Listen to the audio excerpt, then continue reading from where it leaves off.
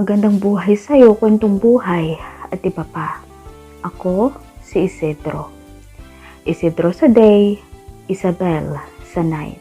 Char. May dalawa akong anak, girl at boy. Isa na akong byudo/byuda.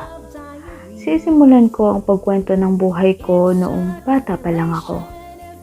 Lumaki akong hindi ko nasilayan ang aking nanay.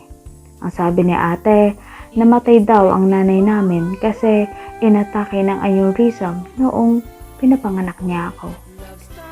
CS naman siya kasi menopausal baby ako. Kaso lang daw, inatake siya ng aneurysm right in the middle of the cesarean operation. Kaya hindi na siya nakasurvive pa. Ang father ko noon ay wala, nasa malayo na kadisino. Isa kasi siyang sundalo. Fast forward, lumaki ako sa pangangalaga ng ate ko na 15 years ang agwat ng age sa akin. Kasabay noon ay ang pagkatuto kong mag-apply ng makeup at lipstick. Sa una, medyo naiilang ako. Pero nung huli, gustong-gusto ko nang naglalagay noon. Sa eskwela naman, ayoko ng kalarong lalaki. Gusto ko, babae. Paglaro ng bahay-bahayan, luto-lutuan, at kung ano pang larong pang babae. Madalas ako mabuli sa school din dahil doon. Tinatawag nila akong bakla. Minsan pa nga, nasasaktan na nila ako, pisikal. Umiiyak na lang ako at di kaya nagsusumbong sa teacher namin. Pinagsasabihan naman sila, pero kapag wala na ang teacher namin, tinutukso na naman ako ulit. Sa bahay naman, pinipilit kong magkilos lalaki. Minsan, pag nagugulat ako, napapahiyaw ako. Yung tingin na ng mga kuya ko nakakatakot. Akala mo mga turong galit. Sabay magtatanong ng, bakla ka ba Isidro? Ako naman, kilos lalaki. Sabay sagot ng, hindi malaki ng katawan ko. Paano ako magiging bakla? Fast forward po tayo. High school ako nung naging classmate ko si Aiza. May pagkabuyish si Aiza. May GF nga siya. Anyway, tinatago niya din sa magulang niya kung ano talaga ang totoong siya. At ako din naman, tago ako din ako sa kasarian ko. Kasi nga, maton ang tatay ko at mga kuya ko. In short, naging magkalapit kami ni Aiza. Naging mag-best friend kami. Palagi siya pumupunta sa bahay at ako din sa kanila. Third year high school nung napagpasya naming magpanggap as PF/GF. February 14, may JS prom. May crush ako, kaso yung crush ko, sinayaw niya yung 4th year na campus crush sa school. Selos na selos ako, kasi Aiza naman yung GF niya, sinayaw din nung 4th year na may hitsura din. Todo selos din siya noon, kaya napagpasyahan namin, umalis na lang sa campus at tag-inuman sa bahay. At sa sala pa ng bahay namin, mabuti na lang at kaming dalawa lang noon sa bahay, kung kaya't malaya kaming nakakagalaw at nakaka-express ng sarili namin bilang totoong kami. Pero nung nalasing kami ay hindi namin alam na nakatulog na lang kami sa sofa sa sala. At nakita kami ni kuya nung saktong pagka-uwi niya na si Aiza nakaunan sa braso ko at tulog na tulog. Samantalang ako naman nakayakap din sa kanya. Ginising kami ni kuya. Matamis ang ngiti niya sa akin na parabang proud siya na iwan. Pinalipat niya kami ni Aiza sa kwarto. Abat pinabuhat pa sa akin si Aiza kasi nga tulog na tulog din sa kalasingan. Muntik na ako mapatili sa sitwasyon namin iyon. Kaloka. Fast forward tayo. Graduate na kami, high school at nasa 3rd year college na. Malaya na naming nai-express ang mga kasarian namin kasi nga nasa city na kami. Nag-aaral at ang ate ko noon nasa abroad na nagtatrabaho. Yung isang kuya ko naman nasa abroad din at yung isa nasa kabilang bayan naka-assign sa work niya. Biglang nagkasakit si Aiza. Isinugod namin sa ospital at yun pala may anemia siya. At medyo malala At dahil nga best friend ko siya, kaya ako palagi ang nasa tabi niya. Nag-aalaga sa kanya kapag sinusumpong siya. Ayaw niya din kasing huminto sa pag-aaral kasi nga kaya naman daw niya. Hanggat naabutan naman iyon ng 4th year college.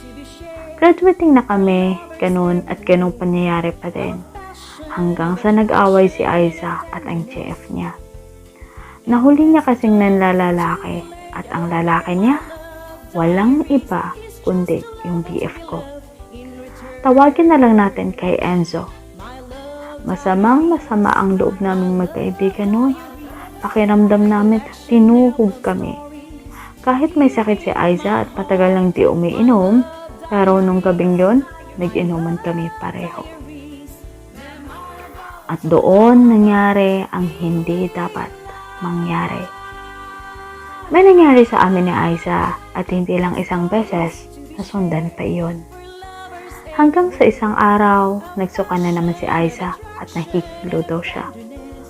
Sa wakala namin, inaatake na naman siya ng sakit niya. Agad-agad namin siyang dinala sa klinik, pero iba ang sinabi ng doktor. Buntis si Aiza. Bigla kami nagkatinginan dahil alam ko ako ang ama. Agad kong tinawagan si Papa. Pinaalam ko ang kalagayan ni Aiza. At yung tatay ko, imbes na magalit, tuwang-tuwa pa. Madami daw kasi kumakalat sa amin na nakikita nila akong rumarampa sa city. At ngayon, pilitan nila kaming ipapakasal ni Aiza. Wala naman kaming nagawa, kundi sumunod sa kagustuhan ng mga magulang namin. Hanggang sa nalaman naming kambal ang ipinagbubuntis ni Aiza. At syempre, tuwang-tuwa ang kapwa namin magulang. Fast forward, kahit buntis si Aiza ay nagawa pa din niyang makapag-graduate sa kurso niyang accountant. Pero after noon, hindi na siya nakapag-work pa. At ako naman, nakagraduate na din sa pagiging accountant din. Nag-take ng board exam, kaso siguro sa sobrang stress ko, hindi ako pumasa, kaya bumagsak na lang as call center agent. Naging okay din naman kasi kahit papano may position din naman at okay ang sahod.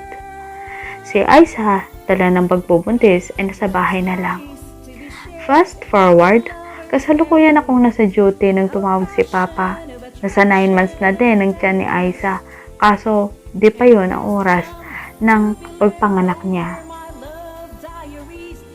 Ibinalita nila sa akin na inatake daw si Aiza ng sakit niya. Sabi nila kung saang hospital si Aiza, kung kaya't nag-undertime ako at mabilis na pumunta sa hospital. Muntikan pa nga ako masemplang kasi mabilis ang pagpapatakbo ko at nakamotor lang ako. Pero sa awa ng Diyos, hindi naman.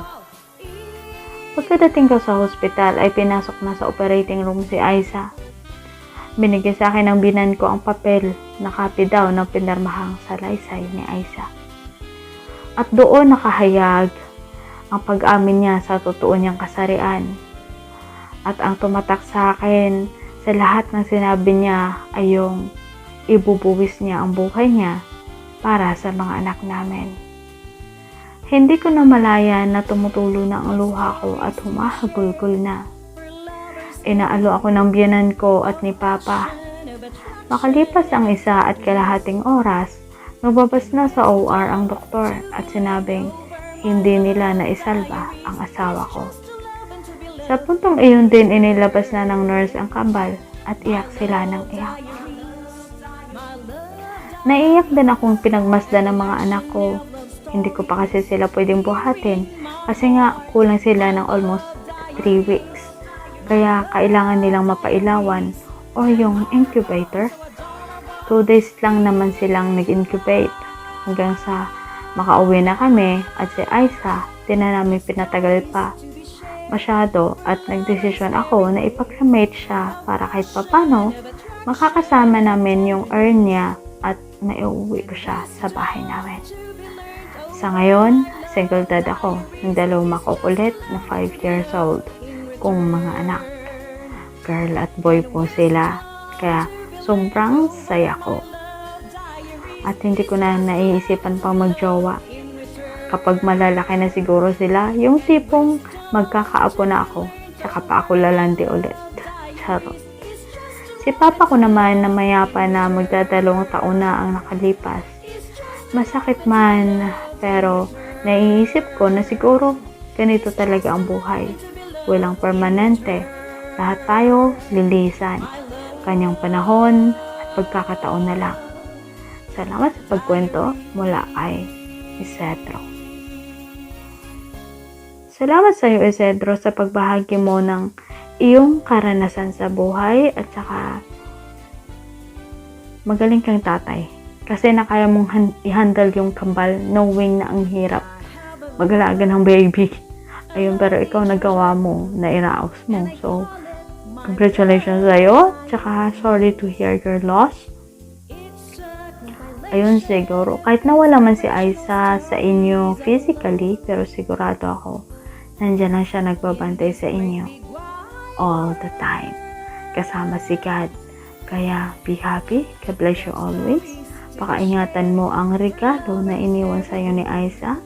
Sila yung simbolo na inyong pagkatao na alam nyo na kahit magkaiba ang inyong gusto sa buhay, magkaiba ang inyong kasarian, kumbaga, ang gusto mo ay, alam mo yun, ang gusto mo ay parang kapareho mo din at ang gusto niya ay kapareho niya ding babae, but that's, who are we to judge, diba? Kasi lahat tayo may freedom to express ourselves. So, ayan, maraming salamat sa pag-share mo dito. At God bless you always at sa dalawang babies mo. Walang mag-shoutout. Shoutout natin si Life sa Isla. Maraming salamat sa pag-shoutout mo sa akin. Shoutout ko lang ang mga tao sa bahay sa Philippines.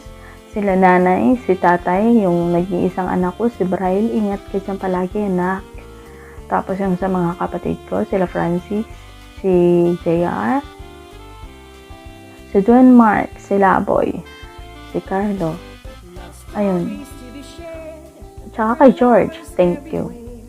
Tapos, ayun, sa lahat ng nakikinig nito, maraming salamat. Sa Team FCTM, kay Miss Hera, maraming salamat sa suporta na binibigay niyo sa amin. Kay Kisses, kay Julie Ragos, kay Randall, kay Daisy Gonzalez, at sa lahat pa po na nakikinig. Maraming salamat sa inyo sa pagsubaybay nyo sa aking mga uploads. Every time na may uploads ako, kahit madalang, nandyan kayo, inaabangan nyo. So, maraming salamat po.